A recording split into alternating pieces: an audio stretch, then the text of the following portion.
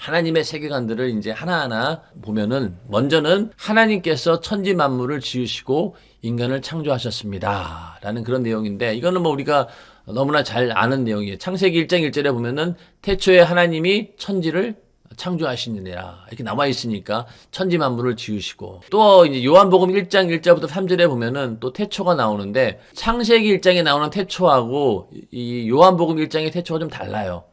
이 태초는 하나님께서 이 천지를 창조하시는 그때를 말하는 것이고 여기서 말하는 태초는 이 천지 창조 이전에 그때를 말합니다. 이때 하나님께서 말씀으로 계셨다는 거예요.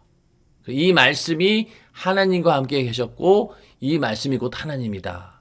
그가 태초에 하나님과 함께 계셨고 만물이 그로 말미암아 바 지은 바 되었으니 지은 것이 하나도 그가 없이는 된 것이 없느니라. 자, 여기서 이 태초의 말씀, 이 말씀이 바로 뭐냐? 바로 말씀이 육신이 되어 오신 예수 그리스도를 말합니다. 그러니까 예수님께서는 이미 인간 천지 창조 이전에 하나님과 함께 계셨던 그런 분이었고 또 만물도 그와 함께 말미암아 그로 말미암아 지은 바 되었다는 거. 그러니까 예수 그리스도를 우리는 예수님을 뭐 우리가 생각하기를 그냥 육신을 입고 베들레헴에서 태어나신 뭐 이런 분으로 생각하는데 그거는 육신을 입고 이 땅에 현현하신 하나님 아들로 오신 것이지만은 그 이전에 먼저 말씀으로 계셨다는 거예요. 하나님께서는 천지 만물을 다 지으시고 그 이전부터 먼저 말씀으로 계신 분이었다. 이것을 먼저 우리는 알아야 되는 것이고요. 그리고 하나님의 창조라고 하는 것은요, 그냥 눈에 보이는 이 우주 만물만 해당되는 것이 아닙니다. 그 만물이 그에게 창조되되 하늘과 땅에서 보이는 것들과 보이지 않는 것, 보이는 세계와 보이지 않는 그 모든 영적인 세계까지도 다 하나님께서 만드셨다는 거예요. 보이는 것들과 보이지 않는 이 모든 세계까지 다 만드셨다. 이것을 우리가 알고 보이지 않는 영적인 세계들까지 다 하나님께서 창조하셨다는 것이죠. 우리에게는 한 하나님 곧 아버지가 계시니 만물이 그에게서 났고 우리도 그를 위하며 또한 한 주 예수 그리스도께서 계시니 만물이 그로 말미암고 우리도 그로 말미암았느니라. 예수님께서 이 만물을 창조하신 그 창조사에게 참여하셨던 그런 분이다. 이런 것들이 성경에 분명히 나와 있다는 겁니다. 그 가운데 인간은 하나님의 형상의 모양대로 지음받은 존재이다 라는 부분인데 자 성경에 보면은 우리의 형상을 따라 우리의 모양대로 이렇게 말씀하고 있죠. 그래서 우리라고 하는 것은요 성부, 성자, 성령 삼위 하나님을 말합니다. 그래서 우리라고 복수형을 쓰고 있는데 자 성경에 보면은요 예수 그리스도를 하나님의 형상이라고 얘기합니다. 하나님의 본체다라고 얘기하고 하나님의 형상이라고 또 두 군데서 얘기를 하고 있죠. 하나님의 형상은 예수 그리스도이신 거예요. 근데 우리는 하나님의 형상이 아니에요. 우리는 하나님의 형상의 모양인 거죠. 하나님의 형상이신 예수를 닮은 예수의 모양이 바로 우리 인간이라는 얘기입니다. 이걸 우리 차이를 잘 생각하셔야 되죠. 우리가 언제 생각하기에 우리는 하나님의 형상이다 이렇게 자꾸 얘기하는데 아닙니다. 우리 하나님의 형상은 누구라고 했어요? 예수님이신 거예요. 그러니까 우리는 하나님의 형상의 모양인 거죠. 하나님의 형상인 예수의 모양인 거예요. 이해가 되시죠? 그러니까 우리가 하나님의 형상이 아니라 하나님의 형상이신 예수를 닮은 그 형상의 모양이다. 이걸 우리가 잘 알아야 된다는 것. 그래서 형상의 모양대로 지음을 받았다. 그러고 나서 하나님께서 우리 인간을 창조하시면서 어떤 축복을 주셨냐면은 모든 만물을 정복하고 다스리라. 이걸 이제 문화명령이라고 합니다. 모든 것들을 다스리고 정복할 수 있는 그런 권세를 주셨습니다. 그러다 보니 이제 인간을 만물의 영장이라고 얘기합니다. 굉장히 사나운 그런 맹수들을 우리 인간들이 막 조련을 시켜가지고 막 동물원에 가다 놓고 막 사자들도 마음껏 이렇게 놀이객감으로 만들고 이런 거 보면은 힘으로 봐가지고는 절대로 인간이 이길 것 같지 않은데 신기하게도 아무리 사나운 맹수라 할지라도 인간 앞에 꼼짝 못해요. 그게 왜 그럴까요? 하나님께서 모든 만물을 정복하고 다스리라는 그런 명령을 하셨기 때문에 만물의 영장 노릇을 할 수 있는 겁니다. 자, 그 다음에 다른 동물과 달리 인격과 언어를 주셔서 하나님과 교제할 수 있도록 만드셨습니다. 자, 인격이라고 하는 것은 지성, 감성, 의지가 있어가지고 생각하고 느끼고 또 자기가 어떤 의지를 가지고 뭔가 해봐야 되겠다. 그런 마음도 갖게 되고 하나님과 교제하기 위해서 인격과 언어를 주셨는데 인간이 인격과 언어를 가지고 하나님을 잘 섬기고 교제하면 좋은데 반대로 하나님을 대적했죠. 인격을 가지고 선악과를 받아들인, 먹은 거예요. 마귀의 생각을 받아들인 거죠. 인격이 타락하게 되는 거죠. 그러다 보니 이제 에덴에서 쫓겨났고 그 이후로 또 바벨탑을 짓게 됩니다. 노아의 홍수로 인해서 인간이 완전히 멸망당했는데, 이제 다시는 이런 홍수가 온다 할지라도 우리 인간이 홍수를 피할 수 있는 높은 탑을 쌓자. 그러면서 이제 인간이 막 그 탑을 막 하늘로 향해 쌓아 올린 거예요. 그때 인간들은 모든 언어가 하나였기 때문에 너무 화합이 잘 된 거죠. 그래서 하나님께서 안 되겠다. 이러다가는 얘네들이 망하겠다 싶어가지고 아예 언어를 혼잡시켜 놓은 겁니다. 이제 언어가 달라지다 보니까 서로 일이 안 돼서 결국은 바벨탑을 짓지 못하게 된 것이죠. 그만큼 언어가 중요하다는 것. 하나님께서 우리 인간에게 언어를 주신 것은 바로 하나님을 경외하고 하나님을 찬양하고 하나님께 기도하고 하나님과 인격적인 교제를 하기 위해서 우리에게 언어를 주신 겁니다. 그리고 또 인간이라고 하는 것은 왜 창조되었느냐? 하나님의 영광을 위해서 창조되었다. 이게 성경이 말하고 있는 바입니다. 그러니까 오늘날 많은 사람들이 인간이 왜 태어났고 왜 살까 고민하는 사람들이 많잖아요. 답은 간단해요. 하나님의 영광을 위해서 창조된 겁니다. 하나님의 영광이 뭐냐?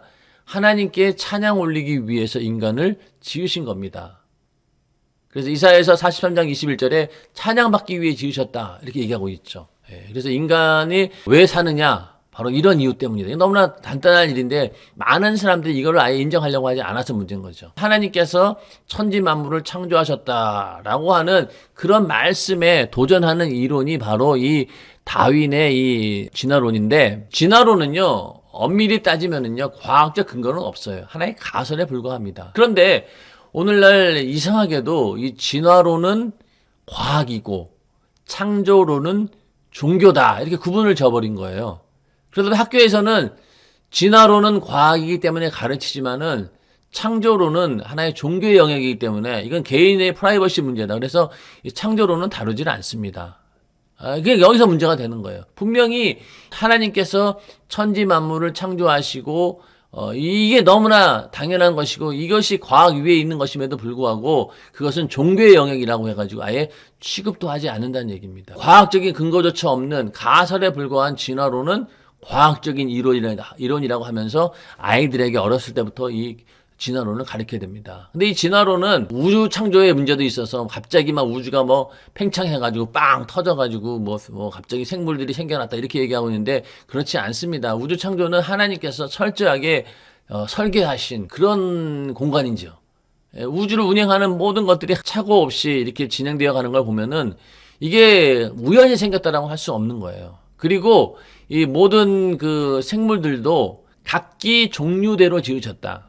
하나님이 땅의 짐승을 그 종류대로, 또 육축을 그 종류대로, 땅에 기는 모든 것조차도 그 종류대로 만드시니 하나님 보시기에 좋았더라. 짐승이나 육축, 땅에 기는 것까지도 다 종류가 있다는 거예요. 그런데 진화론은 어떻게 얘기합니까? 하나의 어떤 세포에서 여러 종들이 막 나와가지고 오늘날 사람까지 나왔다라고 하는 거잖아요. 이건 아니란 얘기죠. 성경의 말씀과 정면적으로 위반이 되는 게 바로 이 진화론입니다. 그리고 또 하나 진화론에 대해서 반박할 수 있는 것은 만약에 이런 진화의 과정이 있었다라고 하면은 지금도 어느 순간에는 이렇게 진화의 과정이 있어야 되는 것이 아니냐. 심지어 이 진화가 되었다라고 하면은 이 진화의 중간 단계에 그런 어떤 화석이나 이런 것들이 있어야 되지 않겠느냐. 그러니까 예를 들면은 이 공룡이 있기 전에 다른 게 있었다라고 하면은 이것이 변화되어 가는 그런 중간 단계의 화석 같은 게 있어야 되는 거 아니냐라고 주장을 하지만은 거기에 대한 증거가 없어요.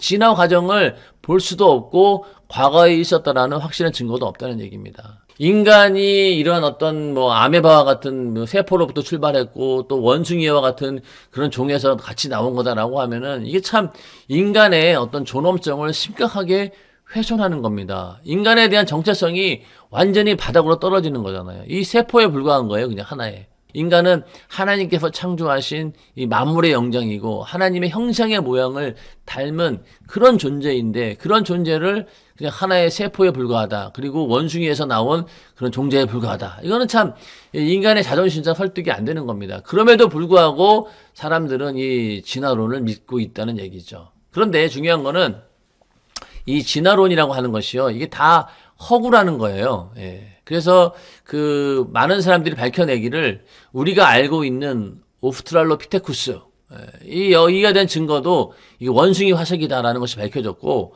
또 네안데르탈린 이 사람도 사람이었다 그냥 이게 진화된 인간이 아니라 그냥 사람인 거예요. 또 크로마뇽인도 마찬가지고 또 뭐 라마 피케쿠스 이런 거는 뭐 오랑우탄 뼈였다. 뭐 다른 건 다 마찬가지입니다. 근데 이게 여러분들이 뭐 이런 어떤 뼈를 발견해가지고 이것을 막 과학적으로 분석하는 게 굉장히 정밀한 어떤 분석인 것 같지만 그렇지 않아요. 그 수천만 년이라고 하는 그 세월이라는 것을 어떻게 증명하겠어요? 아주 들으면은 이게 진짜 과학인가 할 정도로 말도 안 되는 이야기 가지고 추측할 뿐입니다. 그러니까 그런 걸 가지고 인간이 진화되었다라고 아무리 우기지만은요, 정밀하게 과학적으로 들여다보게 되면은 다 이게 허구에 불과한 거예요.